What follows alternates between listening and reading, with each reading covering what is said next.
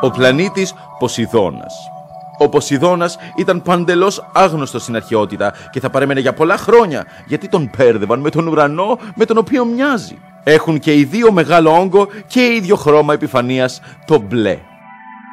Η ανακάλυψη αυτού του πλανήτη έγινε το 1846 με ένα κάπως τυχαίο τρόπο.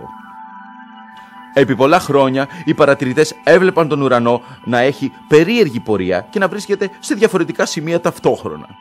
Τελικά συμπέραναν ότι υπάρχει και ένας άλλος πλανήτης όμοιος με τον ουρανό. Τον ονόμασαν Ποσειδώνα, σαν τον αρχαίο Έλληνα θεό που εξαφανιζόταν στα βάθη των ωκεανών. Ο πλανήτης Ποσειδώνας έχει διάμετρο 11 φορές μεγαλύτερη από της Γης.